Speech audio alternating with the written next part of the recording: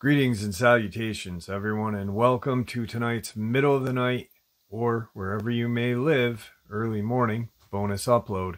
Before we jump into it, a couple links. As many of you know, I rely on Patreon, PayPal, channel membership, and the merch to help the channel to continue to grow and go.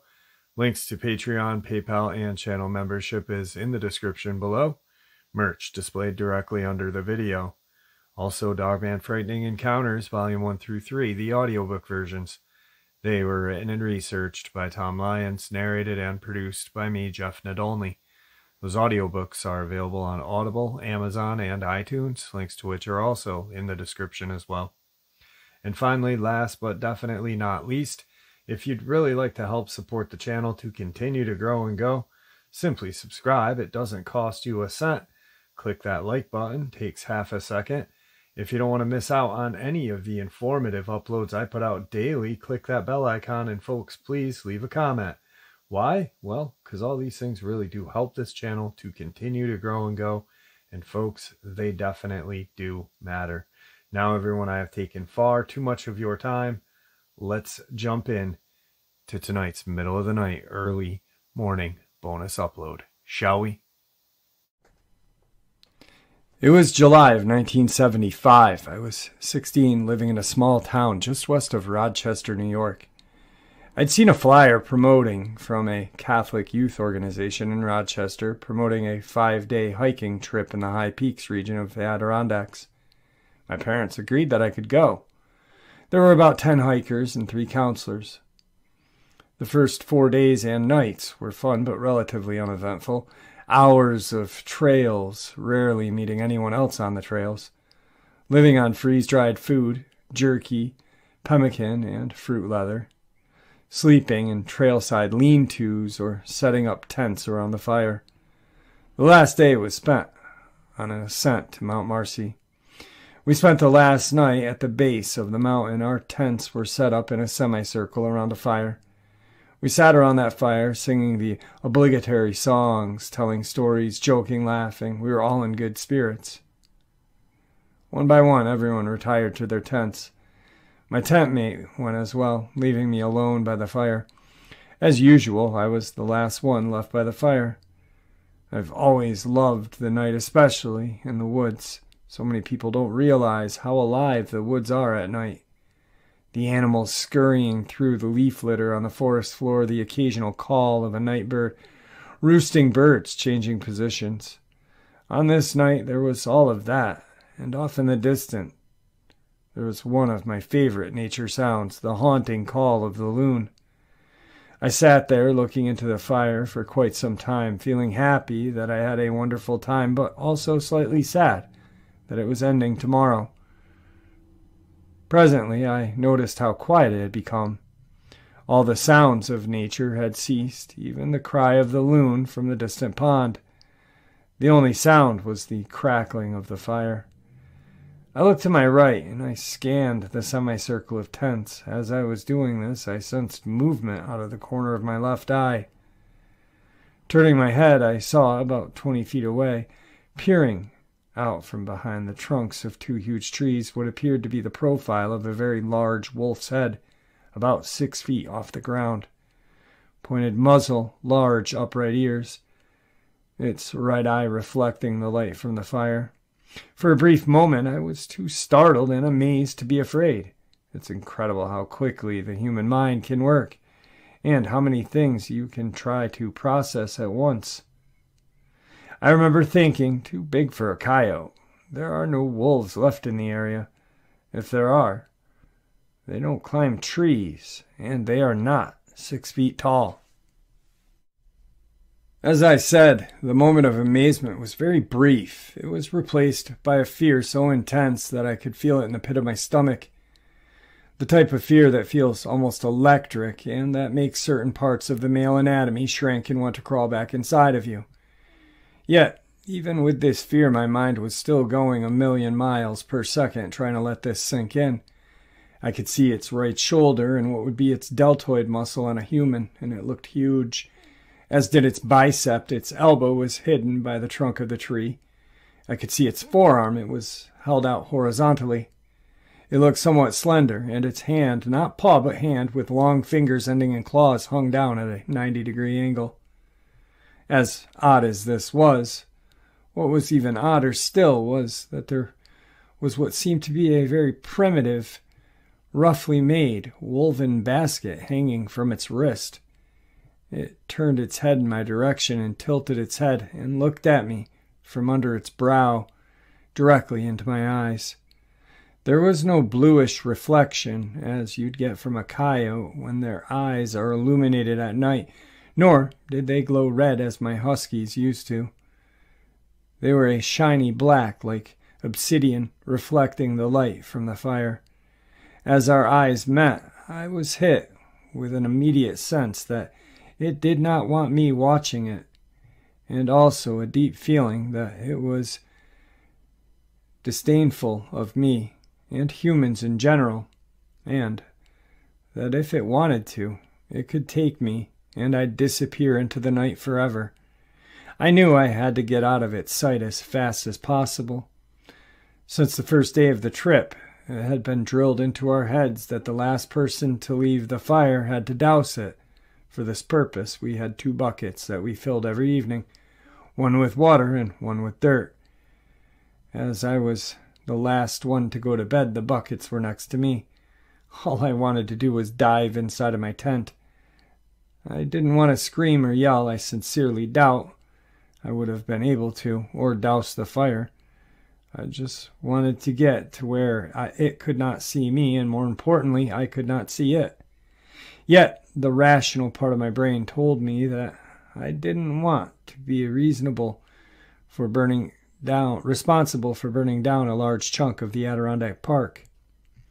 I grabbed the bucket of water with my right hand, and I launched backward from my cross-legged position. I threw the entire bucket onto the fire. The hissing sound and the plume of steam are still very clear to me this day. The tent was no more than 10 feet directly behind me as I scrambled inside. I yanked the zipper down, and I got as deep into my sleeping bag as I could and assumed the fetal position. That's all I remember until morning. I was in my sleeping bag, head, shoulders, arms outside of it. I heard birds singing their morning song, and the tent was slightly illuminated by a gray dawn. As I went to sit up, I realized that the tent flap was unzipped, and the lower half of my body was out of the tent. As I arose, I heard muted voices coming from a few tents, but no one else had come out yet. I walked a bit away to find a tree to pee behind, and I returned. One of the counselors had gotten up to prepare breakfast and asked me if I had slept well. I hesitated, and I told him I had. My tent mate came out, and I asked him if he had heard anything during the night, and he said no. By that afternoon, we were on a bus and on our way home. I never told any of the group what had happened. I never told anyone for decades. I pondered this event for years, analyzing it. I was thinking werewolf, but the only concept I had was the Hollywood version or the medieval accounts of werewolves, such as Peter Stubb. The accounts of them had them assuming the forms of wolves, not something half human, half wolf. Hollywood versions of the werewolves back then were basically just hairy guys with fangs until movies like The Howling came out with creatures similar to what I had seen, but only similar. I could not, and still cannot, wrap my head around people physically transforming into wolves as the years passed. While I still thought about it occasionally, I was busy working my ass off and distracted by life in general. Till I heard about Linda Godfrey and the Beast of Bray Road. Bingo! But I still never told anyone about my encounter. Years ago, while watching TV with my wife, I came across the show Monster Quest. The episode about the American werewolf. I was riveted. So much so that my wife tapped me on the shoulder and said, "For the 3rd time, do you want some ice cream?" My response was to turn to her and say, "That's what I saw." I then told her of my encounter. I'm pretty sure she believes it was just my imagination back then, but she patted my shoulder and said something about it. I believe I saw it then. I believe I saw it. I've read dozens, if not hundreds, of encounters online and in books since. I found your channel a while back when I Googled Dogman encounters Adirondacks. I emailed you again with the account of a two-dimensional silhouette creature that seemed dog-like, yet almost hyena-like. That was in Newburgh, New York in the mid-'80s. Thank you. P. Funny thing, when I first narrated this, and just now, I instantly thought of a group of feral humans that lived in New York that were expert basket makers. And these feral humans were actually hunted like animals back in the, I think late 1800s to 1900s. I think maybe up until the 50s there was issues with them out in the wilderness. But they were expert basket makers. And I'm just thinking maybe there's some sort of connection. Very strange, but maybe some sort of connection. And that's just another one of those weird things that, you know, New York has. You don't think feral people in New York State. You think, and this is, I'm not insulting anybody, so please don't think I am, because I have met some of the greatest people from all over this country. But, you know, like when you hear feral humans, you think like West Virginia, the Appalachians, the Ozarks, the Great Smokies. You know, you just think of mountainous, desolate, poor communities surrounded by woods, and out there are these feral human beings that are very, very aggressive and nasty. But these people weren't really. I mean, they were just forgotten about, mistreated, definitely. You know, but that was before things changed in the future. But anyway, I'm wondering if there is a connection there. Maybe there is, maybe there isn't. This next experience is in the Adirondacks as well. Deep in the Adirondacks, almost up to the Canadian border by Hogansburg or the Oxasachi Reservation, where I have friends and family that live up there.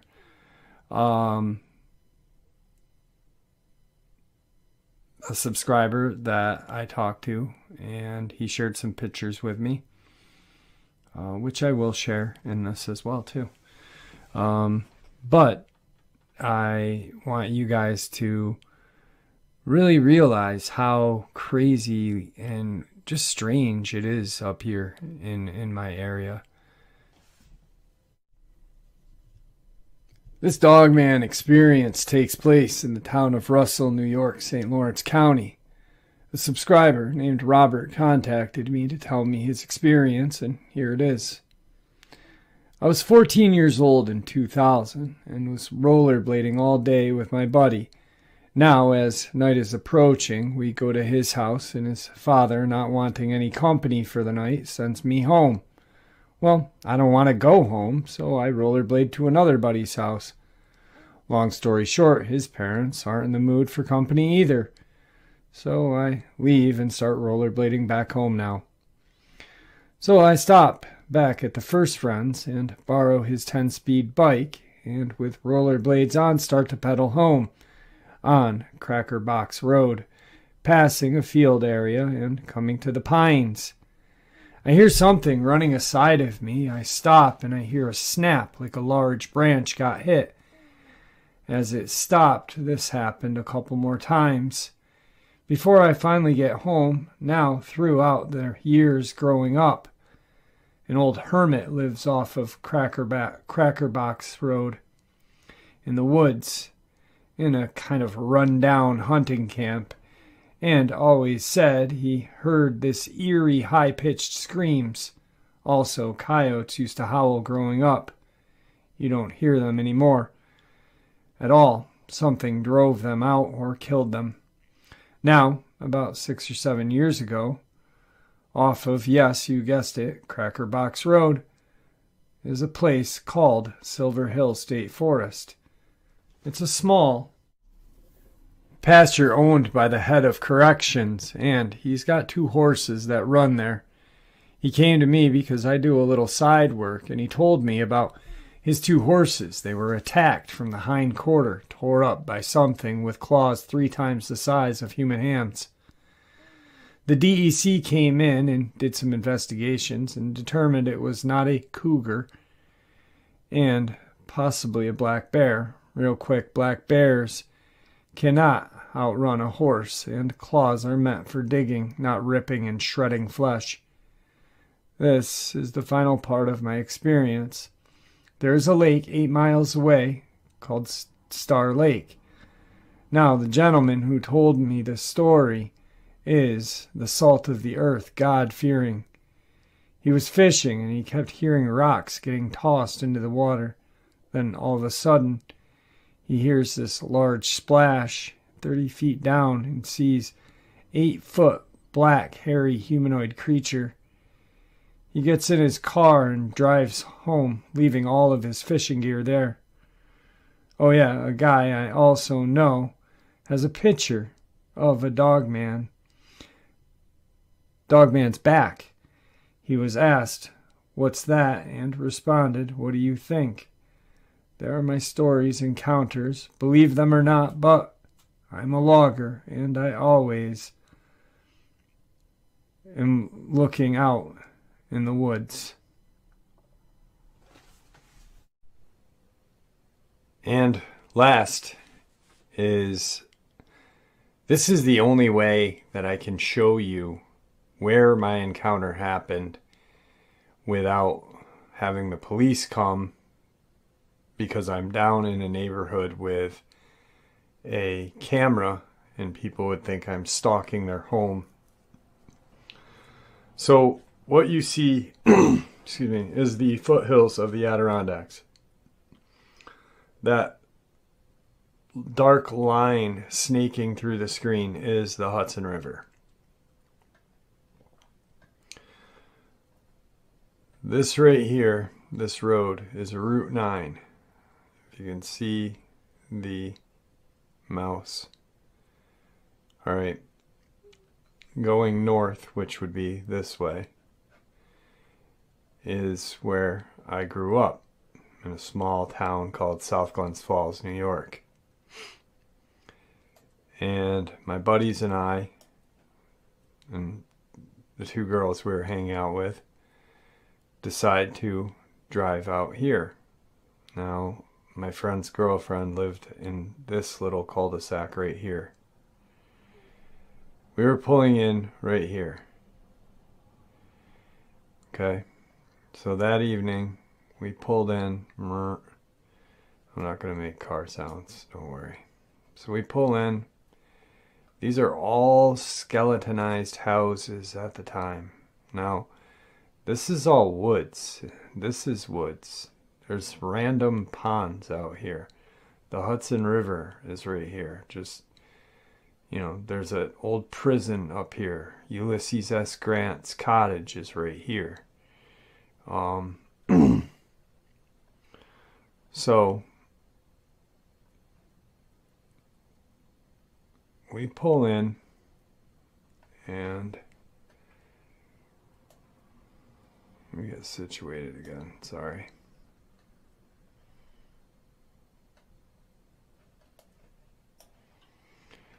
We pull in and around this area right here. We go around, and there's only literally probably that house a house here. These houses are getting built. And we're like right here. Okay. These are all skeletonized houses. There's a street sign, or street light, excuse me, up here. That was like this amberish color. All right. So we're hanging out right here against this side of the woods. All of a sudden, we're hearing these screams, kind of howls, coming through the woods this way. We're blaring our music, and we're blaring Biohazard, and all of a sudden these sounds get closer. Now, my friend's car is parked here. He's in the car. The girls and I and Martin are all hanging out. And what we see around this area here is these eyes. These houses weren't here, all right? So we are literally right here, okay? Parked right here. These houses aren't here. Whatever's coming out of these woods, and it is deep, guys. This just goes on and on to the Hudson River and further. So we see these eyes coming about right in here. We can kind of start making things out. I'm right here in the front, probably. The girls by now are in the car. The music's down. We can hear and see these creatures moving through the woods. We can literally see their eye shine. It's not eye shine, it's eyes glowing. Because I doubt any kind of eye would be able to reflect off that amber colored street light. It was just this dull, buzzing, crappy street light. We're here. They're here now. And there's some up here. I believe what they were trying to do was keep us distracted. And I believe some wanted to come around here this way. And these up here wanted to come and fork over here and kind of catch us in this area. Because these, once again, I can't emphasize it enough. These houses are not here. This is just woods. There's houses that are getting built. Like, I think if we were here, that house, that house, that house, and maybe like that house were getting built. When I look up and I see the eyes right here, and the eyes are here as well, at varying heights, that's when my friend Martin pretty much said, get in the car. And I did. And what we did was my friend Gabe punched it, and we went down here and we went here. Okay? Now, as we were on Route 9 right here, so we were here. We drive down. As we are right here, turning this way to go home, is when this creature steps off onto the road. So it had to go this way. Well, we went that way. This thing came. It must have run so fast. But when it stepped out, and we're down here by now, I'm looking back. When it stepped out, it moved so awkwardly, it's hard to imagine that it ran so fast to catch us and cut us off. It really doesn't make sense. But I believe to this day that they were a hunting party, hunting us using tactical skills to box us in and take us out. The next day, my friend Martin and I in his truck come up. We rev up into here. Now we were here that night, okay? We end up driving up to like around here where we saw the eye shine. We get out. This is sand. This isn't great soil. It really is not. It's all pine and acidic-y. So we get out and start looking around, and the contractors or carpenters come down. One guy comes down, and he asks us what we're doing, because at that time people were stealing wood from our town. Was kind of having a population boom. There was a lot of these kind of little housing communities getting built, and I don't know who, but people were stealing wood, and apparently this guy thought we were doing it. So we're here and we're looking all along here on the dirt, sand on the side of the road, looking for tracks to see if they crossed over, this and that. And he says, you know, what are you guys doing out here? We just tell him, hey, I'm looking for my friend's dog. He lost his dog. And he said, when'd you lose your dog? Now when he came down, it was about in these houses right here, either of these two. So he walked down a little ways, not a long ways, but a little ways, 200 feet, so 600-700 feet down to us.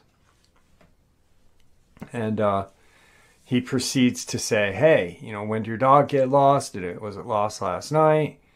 Because when we were packing up and you know, situating everything for the night, we heard these howls, and it sounded like dogs were fighting. And we said, you know, it's probably not his dog, this, and that. And we left. Years later, I think about it, and I really think they were coming to stalk us tactically. These things must have been coming down from here. In this area, Hudson River's here. I believe they were coming down for us, to get to us, to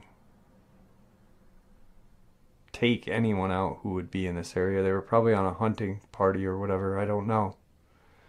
This is all fast moving road right here, Saratoga Road. It's like 55. A lot of tractor trailers use it. A lot of roadkill. So maybe they're coming to collect roadkill and hunt for deer that night. I don't know. But it is definitely just so weird to think about. Because you've got woods over here. You've got fields. You've just got... This is not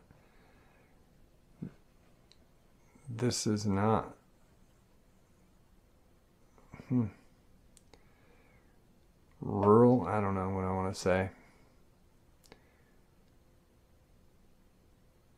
It's very strange how these things travel.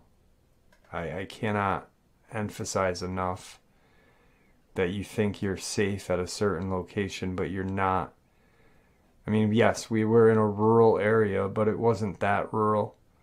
You know, these houses are still considered rural.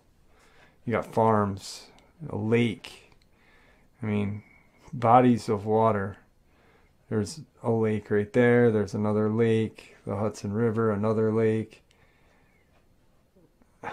It's absolutely terrifying to think these things came down that off this mountain up in here. You can see it. Somehow crossed here and pinned us down right here. Yeah, I don't know. It's crazy.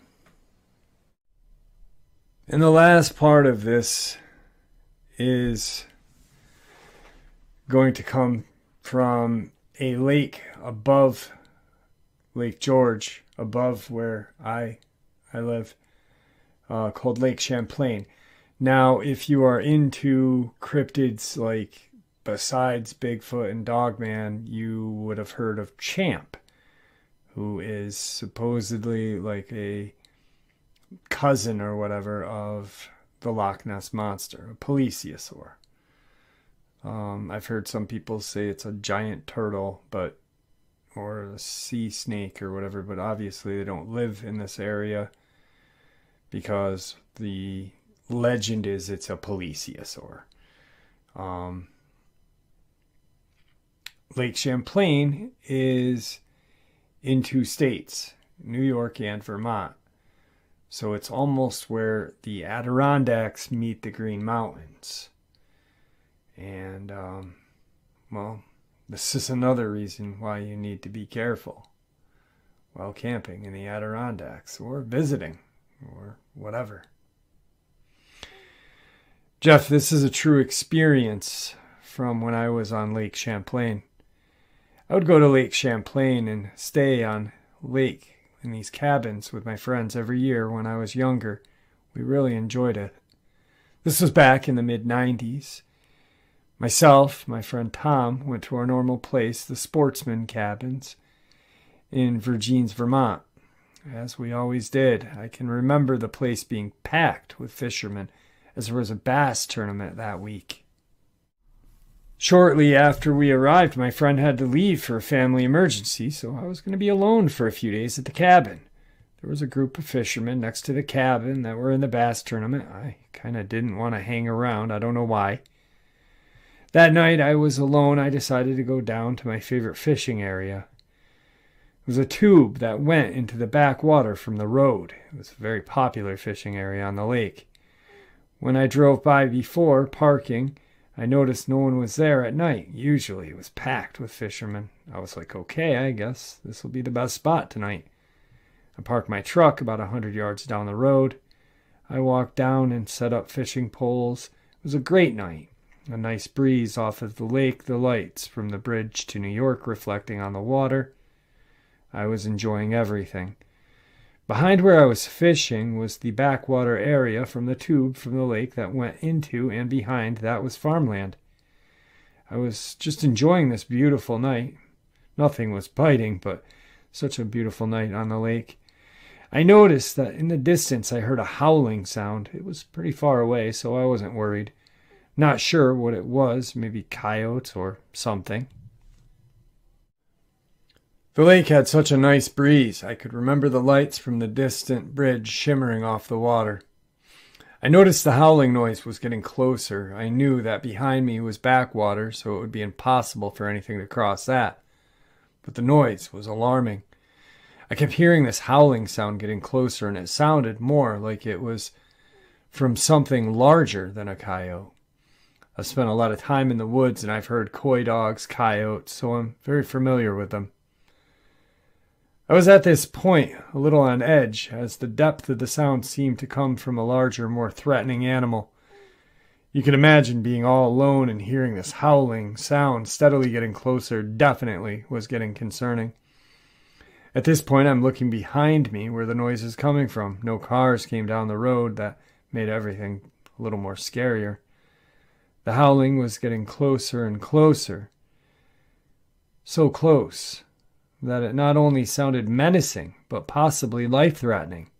I could remember it sounded like it was surrounding me. I thought, that's not possible. At this point, I was suddenly feeling like I had to leave or face what was coming. I reeled in the lines and ran as fast as I could to the truck, slammed everything into the back, and jumped in. This felt like a death run when you believe something is behind you and it will catch you. I start the truck and drive back to the cabins. As I'm about to pull in, I notice the fishermen next to the cabin are all out on the table staring at me. So I ended up turning around. I kept going and took the bridge to New York over to Port Henry. I parked at the first place that had a pull-off. It ironically was the Champ billboard of all the sightings in the lake. I stayed there for an hour and a half before I felt safe to return back to the cabin. I believe something was out there. Sometimes it's what you don't see that's the most scariest. I'm not sure what it was, but it was large, and I would not have wanted to see what it was. Thank you. All right, guys, a little bit of the Adirondacks for the middle of the night, early morning bonus upload. I hope you enjoyed it as much as I enjoyed sharing it with you. I'd like to thank you all for supporting the channel. Your support is honestly what makes the channel continue to grow and go, and what makes it special. Please stay safe, happy, healthy, and ever vigilant, keeping an eye on our children, our pets, our family, and friends. These creatures are real. They are out there. They are dangerous. Share this information with the people you love and care about, and it may just help save their lives someday. Until next time, never stop asking questions. Never stop searching for the truth. And God bless.